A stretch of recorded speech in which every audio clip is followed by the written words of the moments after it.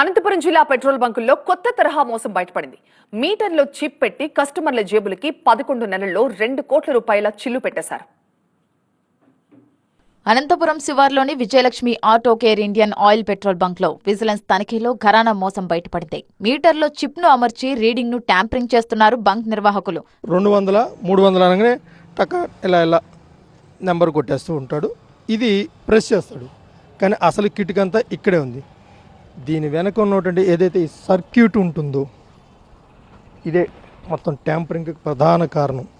ఈ circuit close చేసి ఉంటుంది. మీకు అక్కడ నెంబర్ ఏదైతే డిస్ప్లేలో కనిపిస్తుందో అది నెంబర్గానే కనిపిస్తుంది తప్ప మీకు 200 రూపాయలు కొట్టించుకున్నా లేదా 300 కొట్టించుకున్నా దానికి సరిపడా పెట్రోల్ కానీ డీజిల్ కానీ ఎక్కడా కూడా పడదు.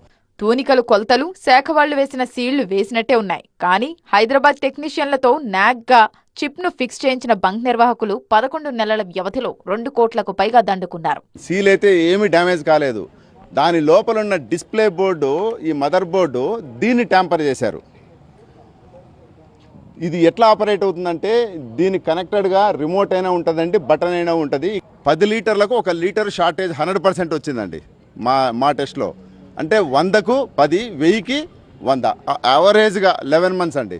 11 మంత్స్కు దీంట్లో 28,07,900 లీటర్స్ కస్టమర్స్కు వేశారు. ఇంతవరకు అక్రమంగా ఎంత సంపాదించారు ఈ మేనేజ్మెంట్ అంటే 2,77,99,800 రూపాయలండి. ఇలాంటి ట్యాంపరింగ్ అనేది లీగల్ మెట్రాలజీ వాళ్ళు కావచ్చు, మేము కావచ్చు, రాష్ట్రంలో మొట్టమొదటిసారి కనుగొనడం జరిగిందండి. ఇది లీగల్ మెట్రాలజీ వాళ్ళు కూడా సర్ప్రైజ్ అయ్యారు. సీల్ ఇంటాక్ట్ ఉంది, ఈ మదర్ బోర్డు ఎట్లా ట్యాంపర్ చేశారా అని వారికి కూడా అర్థం కాలేదు.